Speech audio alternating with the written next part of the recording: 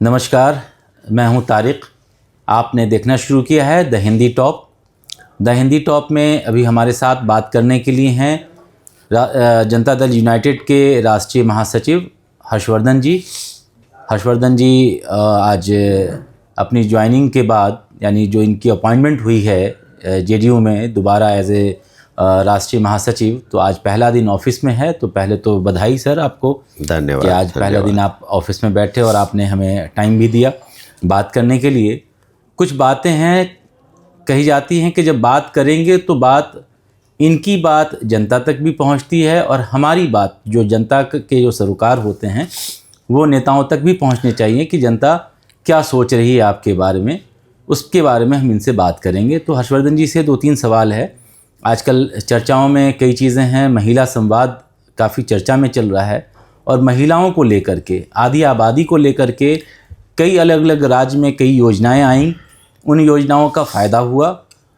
ये योजना कहीं ना कहीं बहुत पहले आधी आबादी को लेकर नीतीश कुमार ने कई योजनाएं लाई थी, जिसका फ़ायदा महिलाओं को भी हुआ और नीतीश कुमार को भी हुआ, तो और जनता दल यूनाइटेड को, उनकी सरकार को हुआ। तो उस सिलसिले में हम हर्षवर्धन जी से कुछ बात करने आए हैं। तो हर्षवर्धन जी, पहले तो आपका स्वागत है द हिंदी टॉप में।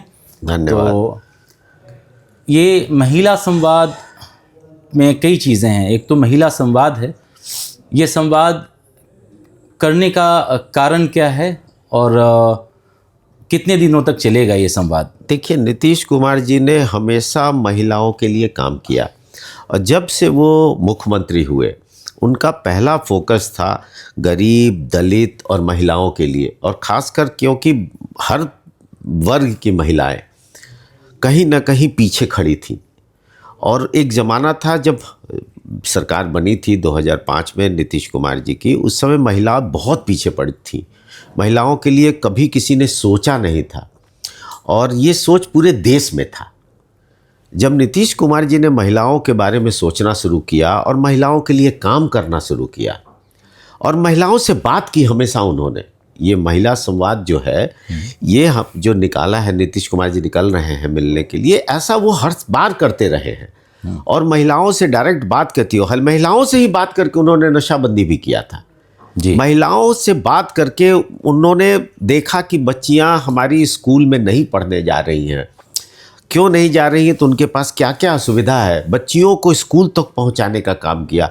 इसलिए स्कूल बनाया, उनको साइकिल दिया, उनको कपड़ा दिया, पोशाक दिया, उनको किताब दिया। कहते हैं कि उस साइकिल का इतना अच्छा मामला रहा है कि उसी साइकिल पे सवार होकर के नीतीश कुमार फिर से मुख्यमंत्री बने। नहीं, देखिए, आप इसको सोच सकते हैं, नीतीश कुमार ने कभी वोट के लिए इस काम को नहीं किया।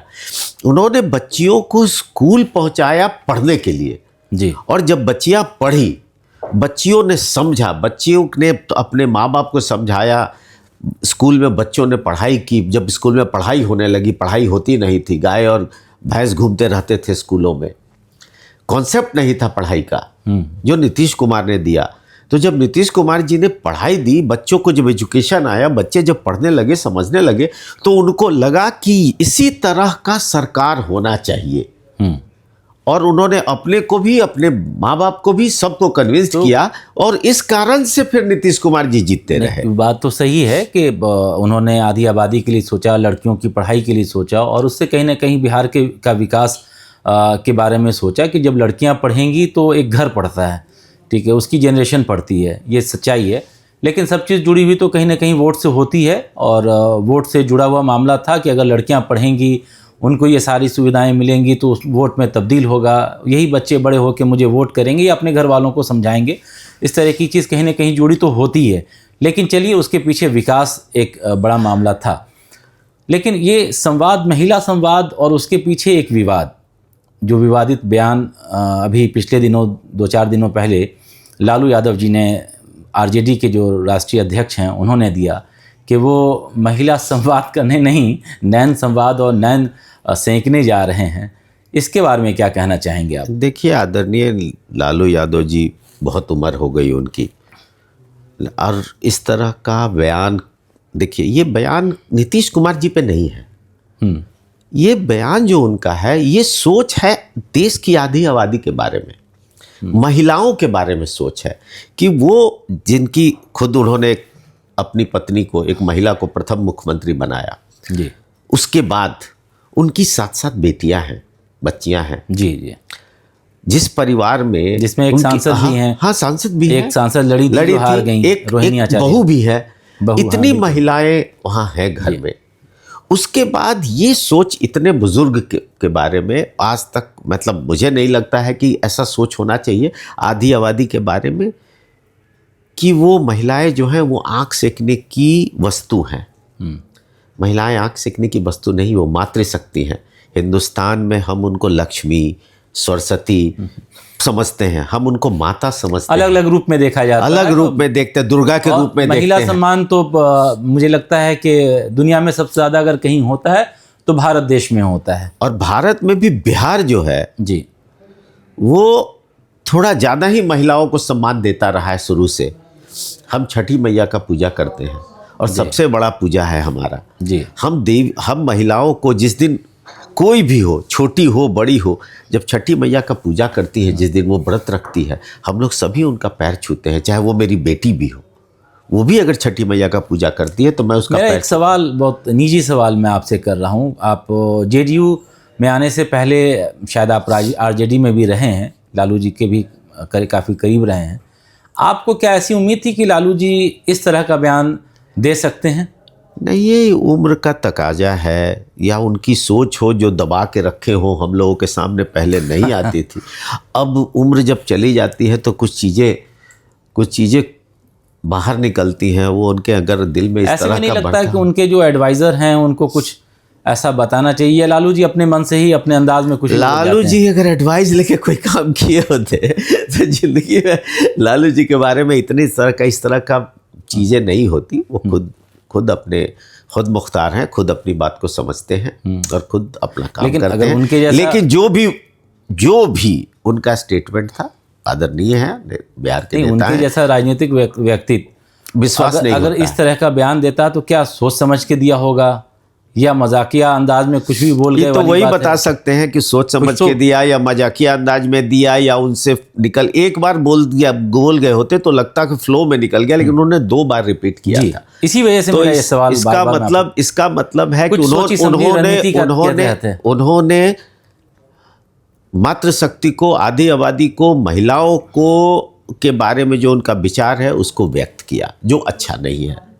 इसके क्या फ़ायदे आपको, आपकी नज़र में दिखते हैं कि जनता दल यूनाइटेड को आगामी 2025 में जो होने वाले चुनाव हैं उसमें किस तरह का फ़ायदा जेडीयू को होगा? और आपकी नज़र में फिर उसका आरजेडी को नुकसान क्या होगा या आरजेडी को फ़ायदा क्या हो सकता है? देखिए, महिलाएं हमेशा हमारा वोट करती हैं नीतीश कुमार को। नीतीश कुमार ने काम किया, अभी भी निकले हैं। वो जब संवाद में निकलते हैं वो पूछते हैं जाके कि आपको आप किस प्रॉब्लम में है, क्या क्या महिलाओं को दिक्कत है, क्योंकि वो आधी आबादी है और उनके थ्रू घर में चूल्हा चौका सब चीज़ उनके जिम्मे में है।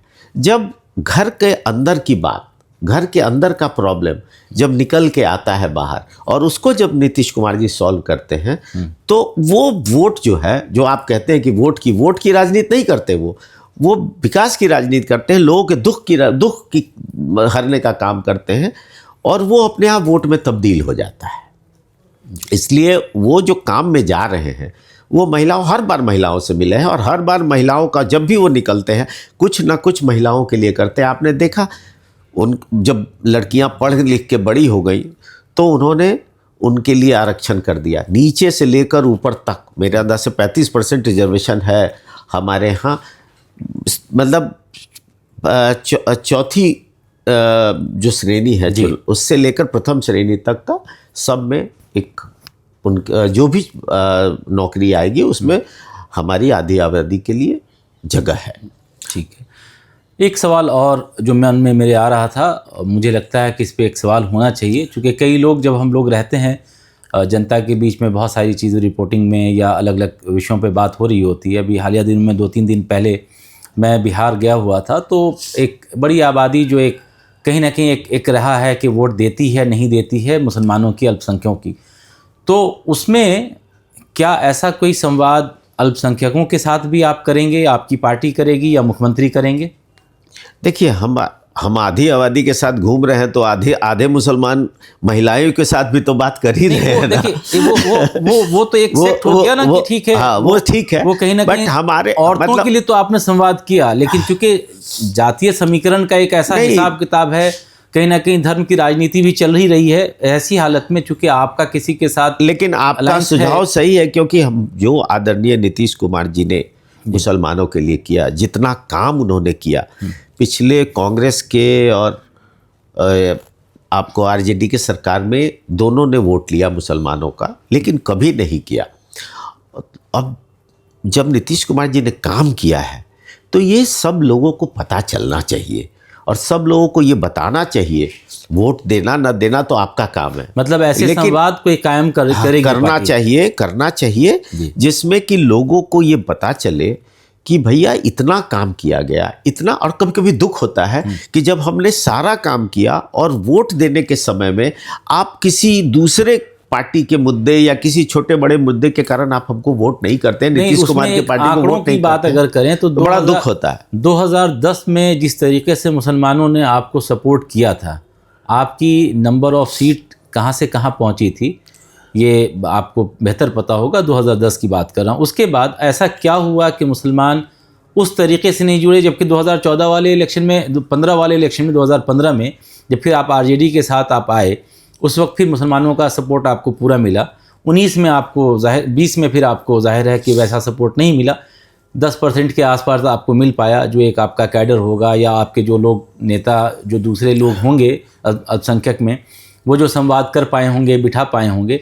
तो क्या वो पूरा जो 2010 से लेकर के 25 के बीच में जो 15 साल का गैप रहा है, क्या आप उस चीज़ को फिर से कायम कर पाएंगे मुसलमानों के साथ कोई संवाद करके या उनके लिए कुछ नई नीति तैयार करके? देखिए, हम तो नीतीश कुमार जी तो काम करते हैं विकास की, और विकास से सारे लोगों का काम होता है। आपके मन में अगर कोई मेंटलिटी है, कोई बात है कि हम किसके साथ चुनाव लड़ रहे हैं, किसके साथ मेरा गठबंधन है, अगर ये सोचकर आप अगर वोट देते या नहीं देते हैं तो बड़ी दुख की बात है, क्योंकि नहीं उसका असर तो होता है ना सर। देखिए, तो असर मैं वही कह रहा हूँ कि मैं जो काम कर रहा हूँ, आप देखिए ना, इतने साल नीतीश कुमार जी बीजेपी के साथ रहे, अब बीजेपी कहना चाहते हैं, इतने साल रहे और पूरे मतलब 20 साल से हैं, बीच में कुछ दिन राजद के साथ थे। इतना दिन उन्होंने काम किया, और जो काम आप एक किसी ने, कोई बीजेपी ने या किसी पार्टी ने नीतीश कुमार जी को अल्पसंख्यकों को काम करने से नहीं रोका और ना रोक सकता है। नीतीश कुमार जी ने काम किया और किसी ने नहीं रोका, और अगर मतलब ना रोक सकता है, अगर कोई रोके भी तो वो मानेंगे नहीं, वो सब के लिए काम करते हैं। नीतीश सबके हैं अगर लिखा है तो नीतीश सबके हैं। और उसके बाद जब वोट नहीं मिलता है किसी भी कारण से तो दुख होता है, दुख होता है। तो कुछ लीडर्स जो हैं वो अपनी बात को मन से भी रख देते हैं। हाँ, ये बात सच्चाई है, क्योंकि जो 2010 में हुआ और 2025 में, तभी मेरा ये सवाल है कि क्या 2025 में उस चीज़ को नीतीश सरकार या नीतीश कुमार की पार्टी वैसा संवाद बिठा पाएगी कि चूँकि उन्हीं मुसलमानों ने आपको 2010 में आपकी सीट कितनी थी उससे कहाँ तक पहुँचाया था, और ये एक बड़ा गैप रहा। फिर 2015 चूँकि आरजेडी के साथ थे तो आप ये कहा जा सकता है कि आरजेडी के साथ आए थे, इसलिए वोट जो ट्रांसफ़र होता है वो हो गया। बाकी ये 10 साल का जो गैप है, उस गैप की भरपाई की मैं बात कर रहा हूँ, तो उसको क्या पूरा कर पाएगी? मैं तो सोच रहा था कि आरजेडी के साथ, पहले भी आप 2010 में सर आप थे इनके साथ, बीजेपी के साथ थे आप, फिर भी आपको वो सीट मिली थी। मैं बोलना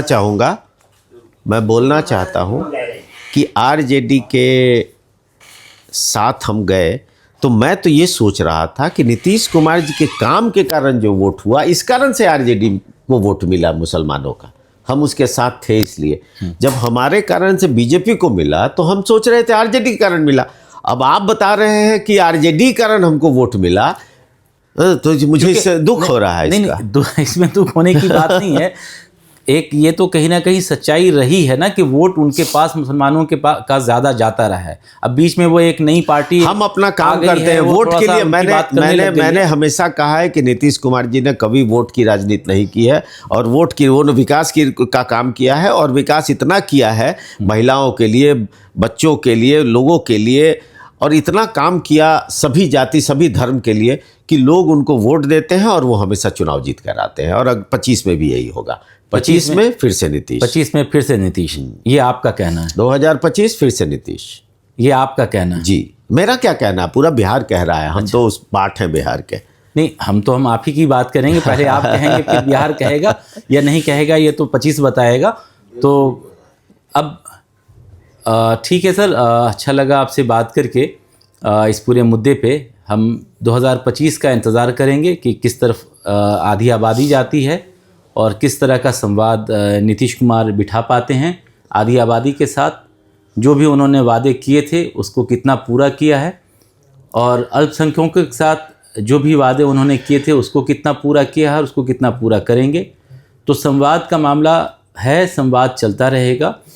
और आप हमें देखते रहें, हमें सब्सक्राइब करें द हिंदी टॉप को यूट्यूब पे, एक्स यानी ट्विटर पे, इंस्टाग्राम पर और फेसबुक पर।